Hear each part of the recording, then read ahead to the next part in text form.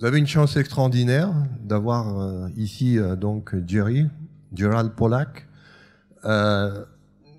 Gerald est quelqu'un qui a énormément travaillé sur la chimie colloïdale, les colloïdes, et en particulier, il a eu la chance de travailler avec quelqu'un que j'admire beaucoup, qui s'appelle J. Berling, de savoir comment l'eau fonctionne dans une cellule. C'est un chercheur universitaire comme moi, donc c'est-à-dire qu'il fait de la science, il fait des publications, il en a d'ailleurs beaucoup plus que moi. C'est un expert dans le domaine de l'eau au contact d'une surface. Alors, quand on dit l'eau au contact d'une surface, c'est bien sûr l'eau dans une cellule ou l'eau dans le milieu extracellulaire, mais c'est aussi de façon beaucoup plus générale l'eau dans les nuages, l'eau sur une surface minérale. C'est sa compétence, il va vous parler, parce que dès que l'eau rencontre quelque chose qui n'est pas de l'eau, elle n'est plus ni solide, ni liquide, ni gazeuse. Elle devient un quatrième état de l'eau. Et je vous laisse découvrir en sa compagnie quel est ce quatrième état. So, Jerry est très content de pouvoir lui s'en intéresser l'eau, il va nous en parler. Et il pense peut-être à tort que vous êtes persuadé qu'on connaît beaucoup de choses sur l'eau. Et il va essayer de vous montrer qu'en fait, on ne sait pas grand-chose et qu'on a beaucoup de choses encore à découvrir. Il va essayer de vous montrer avec quelques exemples très pédagogiques que si vous pensez savoir ce que c'est que l'eau, vous verrez qu'en fait, vous ne le savez pas. Donc ici, vous avez un premier exemple qui doit vous interpeller. Vous avez donc un nuage que vous pouvez tous voir dans le ciel. La physique nous apprend que ce nuage est fait de gouttelettes d'eau qui sont plus denses que l'air. La question que vous pose Jerry, c'est qu'est-ce qui permet aux gouttelettes d'eau qui sont plus denses que l'air de rester en lévitation et de ne pas tomber? Il ne connaît pas la réponse. He doesn't either. Moi non plus. Donc, comme vous le montre cette diapositive, vous avez de l'eau partout. Mais pourquoi l'eau ne forme qu'un seul nuage? Parce que c'est ce qu'on observe de temps en temps à la surface de l'eau. Il n'y a pas plusieurs nuages, mais un seul qui apparaît. Pourquoi? Une autre chose que vous connaissez bien, c'est que si vous faites tomber des gouttes d'eau dans l'eau, les gouttes d'eau disparaissent. Et cette expérience que vous permet de voir que vous pouvez très bien verser de l'eau, des gouttes d'eau dans de l'eau, sans que les gouttes d'eau se mélangent à l'eau. Pourquoi? Can you explain it? Pouvez-vous l'expliquer? I don't think so. Je ne pense pas. Une autre expérience, vous prenez deux béchers remplis d'eau qui sont très proches et vous regardez ce qui va se passer au niveau des bords.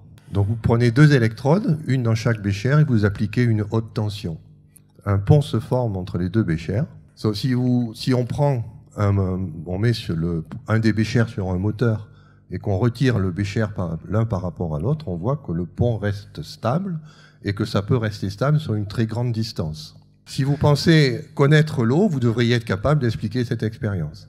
Alors ici, c'est une autre expérience où on a pris une eau colorée en rouge, c'est simplement pour qu'on puisse voir l'eau, parce que vous savez que l'eau est transparente. Et on va utiliser ce que vous voyez en haut, c'est un énorme électroaimant supraconducteur qui est capable de produire un énorme champ magnétique. Quand vous mettez le champ magnétique, vous mettez passer le courant, vous voyez que l'eau, il y a un endroit où l'eau fait un creux et que l'aimant, en fait, se comporte comme Moïse et est capable de repousser l'eau à un certain endroit, de faire deux parties.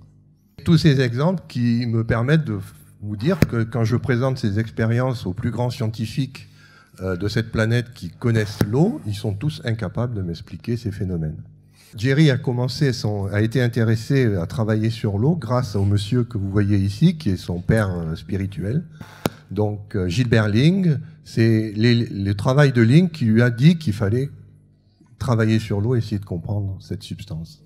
L'une des grandes idées de Gilles Berling, c'était le premier qui nous a expliqué que l'eau dans une cellule n'était pas sous cette forme-là, ce n'était pas une eau liquide, c'était une eau qui était ordonnée, qui pouvait former de grandes chaînes.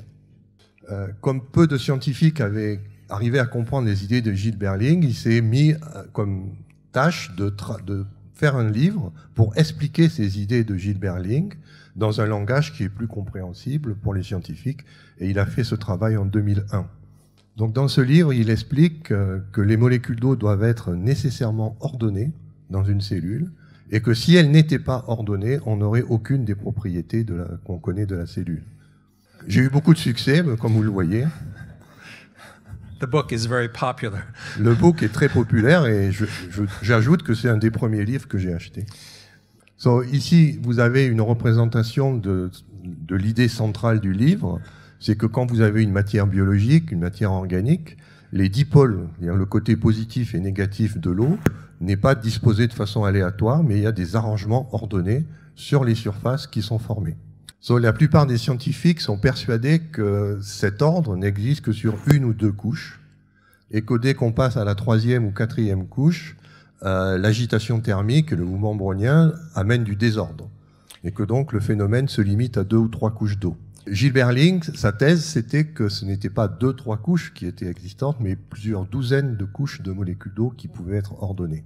Donc ce qui a frappé Jerry, c'est qu'il s'est dit c'est un phénomène extrêmement important et plutôt que ça reste un modèle, on doit pouvoir faire des expériences pour montrer que c'est une réalité expérimentale et pas simplement des idées théoriques sur le papier. Comme le montre la diapositive, une des idées, c'est que les solutés qu'on a l'habitude de voir dissous dans l'eau vont se trouver exclus de cette couche ordonnée qui ressemble un peu à de la glace. Il va y avoir une exclusion de tout ce qui est normalement en solution. Il était intéressé par le fait de dire s'il y a une exclusion, on va pouvoir la mettre en évidence de manière expérimentale. Donc l'expérience de base qu'il a mis au point, c'est qu'il a pris ce qu'on appelle un gel. Donc un gel, c'est une espèce de confiture. Vous voyez, de la gelée. Et on va mettre au contact de la surface de ce gel une eau qui contient des particules. Ces particules sont de toutes petites particules qui ont la taille de quelques microns. On a été très satisfait de voir qu'effectivement, la région qui est au contact direct du gel, on voit que les particules sont exclues de cette région, elles passent de l'autre côté. Il est sûr que pour que ce phénomène se produise, il faut que dans la région où vous ne voyez pas de particules, les molécules d'eau soient ordonnées pour expliquer cette exclusion. Donc avec cette vidéo, vous voyez comment cette zone d'exclusion se forme, c'est-à-dire qu'au début elle est fine et que petit à petit les particules sont repoussées par la surface et qu'on a la zone d'exclusion qui apparaît. Jerry a constaté que cette zone d'exclusion qui apparaît spontanément peut durer, le phénomène reste pendant des jours, des heures, c'est un phénomène qui est permanent dans le temps. Quand il a parlé de cette expérience à un de ses collègues australiens, celui-ci lui a dit c'est tellement important qu'il va falloir que tu donnes un nom à ce nouvel état que personne n'avait mis en évidence avant ces expériences. Pour lui, un nom évident était d'appeler ça la zone d'exclusion. Et si vous êtes un peu anglophone, le E en anglais se prononce I et le Z se prononce Z, ce qui fait le mot easy qui en anglais veut dire facile. Il y a un jeu de mots. Et il est un peu navré qu'en France, ça donne zone d'exclusion, on perd ce jeu de mots. La taille de cette zone d'exclusion est d'à peu près la moitié de l'épaisseur d'un cheveu. Un autre exemple de l'existence de la zone d'exclusion est montré ici. On prend ici un polymère fluoré qui s'appelle le naphion et on le coupe de manière à avoir une forme que l'on souhaite. On le met en bas de la chambre d'étude, on en ajoute l'eau et les microsphères et vous allez voir la zone d'exclusion se former. Et là, elle peut atteindre une taille qui est de l'ordre de 1/2 millimètre. Vous pouvez voir ça à l'œil nu. On a été un petit peu déçus puisque cette expérience qu'on croyait originale avait déjà en fait été publiée dans les années 70 dans un autre journal. Donc on était un petit peu déçus, mais ça ne nous a pas empêché quand même de vouloir étudier le phénomène. Et beaucoup de scientifiques, vous avez leurs noms qui sont ici, de différentes universités, se sont intéressés à ce problème pour comprendre ce qui se passait. Ce que souhaite Jerry, c'est d'aller à la base d'abord pour vous expliquer ce qui se passe. Donc il va poser 5 questions et on va essayer d'y répondre. La première question, c'est que le phénomène que vous venez de voir est général et où est-ce qu'il se reproduit de façon, de multiples façons. La deuxième question, c'est est-ce que cette zone d'exclusion provient vraiment de l'apparition d'ordre dans les molécules d'eau? Est-ce que le fait que l'eau soit ordonnée explique ce que vous avez vu dans les 2 slides précédentes? On sait en physique que pour créer de l'ordre, il faut amener de l'énergie. La question, c'est donc d'où vient cette énergie? Et la question qui découle de tout ça, c'est est-ce que ces observations sont très générales? Et évidemment, on arrive ici sur la question fondamentale, quel peut être l'intérêt pour la santé? Ceci amène naturellement à se questionner aussi sur le phénomène de mémoire de l'eau, car il est fort probable que cette apparition d'ordre a quelque chose à voir avec la mémoire de l'eau. Donc la première question de généralité, on va essayer de savoir si c'est toutes les surfaces qui donnent lieu à ce phénomène, ou si ce n'est que certaines surfaces particulières. Donc, les premiers matériaux qu'il a étudiés sont les gels hydrophiles, Et sur une douzaine de gels, il a toujours vu se former la zone d'exclusion. Donc après les gels, il a regardé des polymères, des surfaces biologiques et même des monocouches. Et la plupart du temps, dans la plupart des cas, il observe la formation de la zone d'exclusion, sauf quelques rares exceptions près. La clé, c'est que la zone d'exclusion se forme dès que la surface est hydrophile, c'est-à-dire qu'il y a une attraction entre la molécule d'eau et la surface. Donc ce qu'on appelle une surface hydrophile, c'est une surface où quand vous faites tomber une goutte d'eau, cette goutte d'eau s'étale sur la surface. À l'opposé, on a les surfaces hydrophobes où quand vous faites tomber des gouttes d'eau, au lieu de s'étaler, elles restent sphériques et elles roulent sur la surface sans s'étaler. La deuxième question, c'est une fois qu'on sait que cette zone existe, quelle est la taille de soluté, comment on peut, en termes de soluté, déterminer une limite de taille pour être exclu de la zone d'exclusion. Il a balayé un grand nombre de tailles, depuis les plus grosses tailles jusqu'à une masse moléculaire de 100 Dalton, qui correspond à des molécules très petites, et on trouve dans tous les cas que le soluté est exclu de la zone. Le phénomène est général dans la mesure où la plupart des surfaces hydrophiles donc génèrent des zones d'exclusion, et que la plupart des solutés sont systématiquement exclus de cette zone. La deuxième question qui se pose maintenant, c'est de savoir si cette zone qu'on a mis en évidence a des propriétés physiques qui sont différentes de celles qu'on connaît d'une eau liquide classique. Il est convaincu que cette zone possède des propriétés différentes de l'eau liquide, mais pour le moment, il ne nous a montré aucune preuve de cette affirmation. Donc, il va vous montrer des évidences expérimentales. Il en a choisi 8, et il en a encore 7 autres en plus, mais pour des raisons de question de temps, comme ce n'est pas l'aspect le plus intéressant pour vous, il a fait qu'une sélection des preuves expérimentales de ce qu'il avance. Donc, la première preuve, c'est que lorsque vous faites une spectroscopie qui s'appelle la résonance magnétique nucléaire, on voit très bien que les molécules d'eau dans la zone d'exclusion sont moins mobiles que les molécules d'eau dans l'eau liquide. Ces deux zones, la zone d'exclusion et l'eau liquide, émettent de l'infrarouge, et on peut mesurer ce rayonnement infrarouge, et on voit bien que ce sont deux rayonnements infrarouges qui sont différents. Il a été très surpris de constater que la zone d'exclusion n'était pas neutre sur un plan électrique, mais qu'elle possédait une charge négative. Une autre évidence, c'est que cette zone absorbe le rayonnement ultraviolet à 270 nanomètres, et on sait que l'eau liquide normale n'a pas d'absorption dans cette zone de fréquence. Il a vérifié que cette eau était plus visqueuse, l'eau de la zone d'exclusion était plus visqueuse que l'eau liquide, à peu près 2 fois plus visqueuse. Les molécules donc, de la zone d'exclusion sont alignées parce que, par le microscope à polarisation, on voit qu'il y a plus d'ordre. Si on envoie un rayonnement infrarouge, ce qu'on appelle la spectroscopie d'absorption infrarouge, on voit que les spectres de la zone d'exclusion et de l'eau liquide sont différents. Donc une autre expérience a consisté à envoyer de la lumière visible, faire ce qu'on appelle mesurer l'indice de réfraction de la zone d'exclusion, et on a constaté que son indice de réfraction était à peu près de 11% plus élevé que celui de l'eau normale. Il tient maintenant à s'arrêter sur le fait que la zone d'exclusion a une charge de surface négative parce que sur toutes les autres expériences, il s'attendait à ces résultats, mais là, sur cette expérience-là, il a été très surpris. Ce qui l'a beaucoup surpris, c'est que vous partez d'une eau liquide qui est parfaitement homogène et qu'il suffit simplement de la verser sur la surface pour que cette zone, spontanément, apparaisse. Ils ont beaucoup réfléchi et ils étaient, en toute sincérité, assez perplexes devant l'explication. Et ils en sont arrivés à penser que l'origine du phénomène était liée à la capacité qu'a l'eau de se couper en ions H+, et OH-. Si cette idée était la bonne, le fait de trouver de la charge négative dans la zone d'exclusion devait automatiquement impliquer qu'on aurait une charge positive ailleurs pour contrebalancer la charge négative de la zone. Ils ont donc cherché où pouvaient se trouver des protons positivement chargés ailleurs dans l'eau. Pour ça, ils ont utilisé un indicateur coloré qui a la propriété de changer de couleur suivant le pH. Et l'indicateur coloré change de couleur non seulement en fonction du pH, mais aussi en fonction de la concentration en ions H+. Donc ici, vous avez les résultats. La souris vous montre la zone où, lorsqu'on met l'électrode, c'est une microélectrode, on s'aperçoit qu'on a un potentiel négatif. Donc ici, il vous demande de regarder la partie colorée. Maintenant, vous voyez une zone orange. Et là, ça veut dire que le colorant a changé de couleur. Normalement, il devrait être jaune. Et que dans cette zone, s'il a changé de couleur, on est à peu près à pH 3. Ça veut dire qu'il y a une très forte concentration de protons. Et donc, ceci suggère qu'on a bien une séparation entre des charges négatives dans la zone d'exclusion et des charges positives à l'extérieur de la zone d'exclusion. Pour être sûr, ils ont pris 2 électrodes, une dans la zone orange, une autre dans la zone très près de la surface, la zone d'exclusion, et ils ont mis une résistance. S'il y avait vraiment une telle séparation de charge, le fait de mettre une résistance conductrice aurait fait qu'on aurait donc un transfert de charge électrique de plus vers le moins, c'est-à-dire un courant. Donc ce qu'on voit, c'est que le courant décroît en fonction du temps et qu'il part du plus pour aller vers le moins et qu'on ne va pas à zéro, on atteint au bout d'un certain temps un plateau. Donc cela confirme qu'il y a bien une séparation de charge.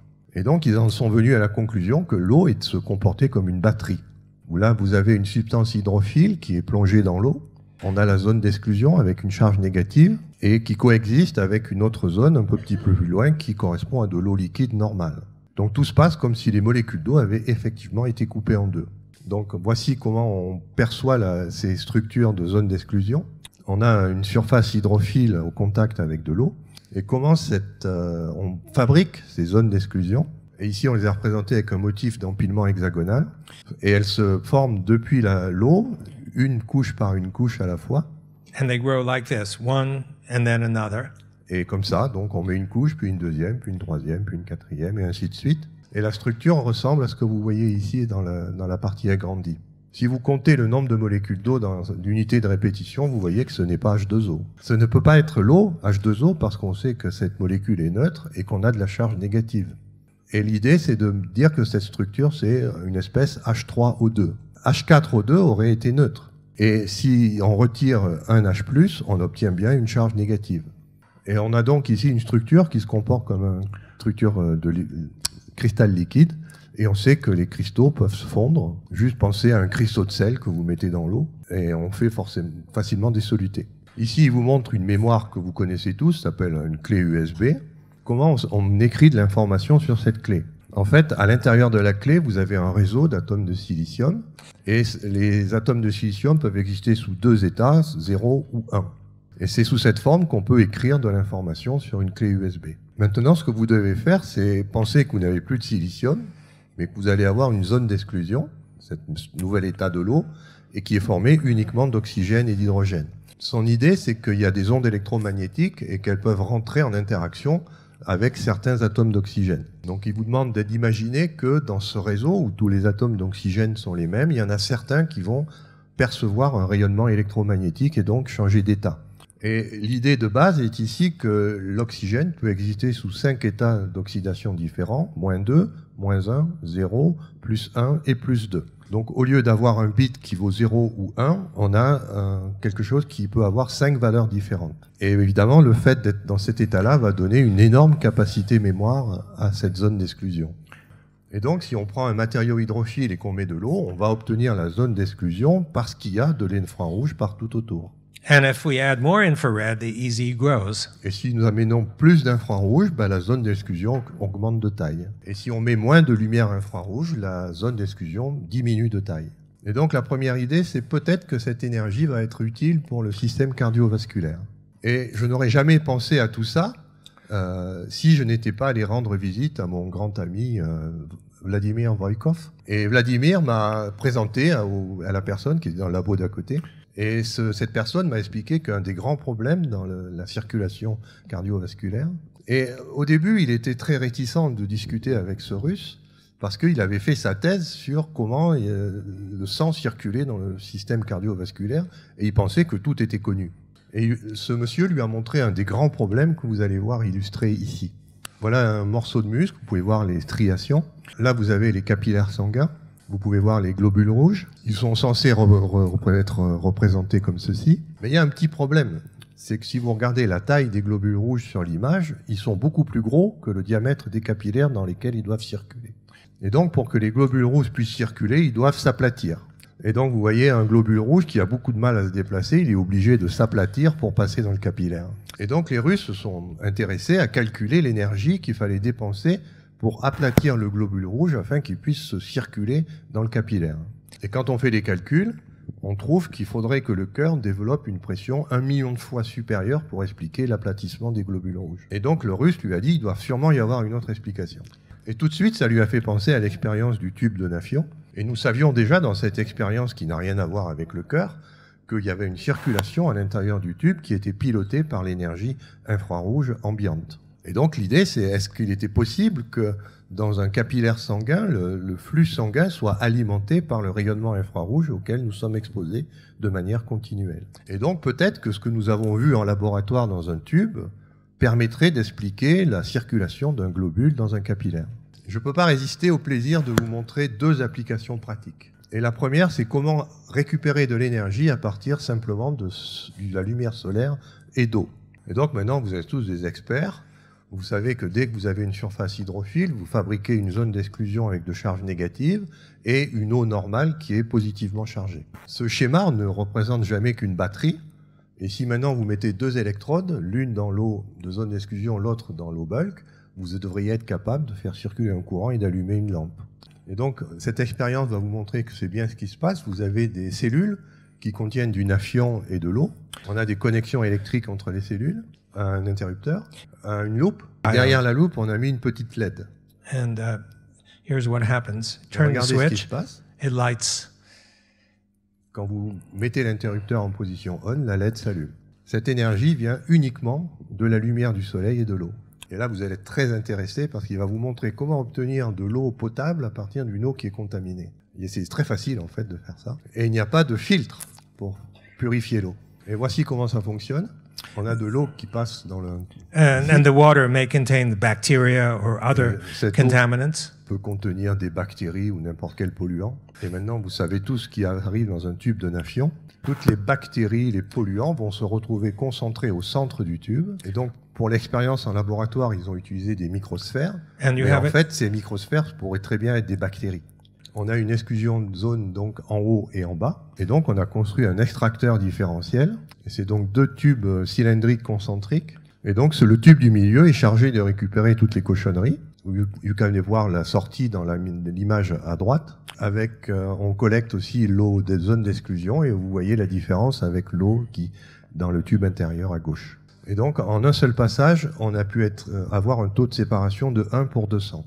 Et donc, ils sont allés voir un industriel pour essayer de voir si on pouvait pas développer un système de grande échelle pour la population. Donc, il est en train de travailler sur cette application. Et évidemment, comme toujours, le point limitant, c'est la capacité financière. Il pense qu'on va pouvoir séparer le sel. Et si Jerry a raison, on va pouvoir être capable de prendre de l'eau de mer et récupérer de l'eau pure. Et ceci ne demande aucune énergie, mis à part, évidemment, l'énergie qui vient du soleil.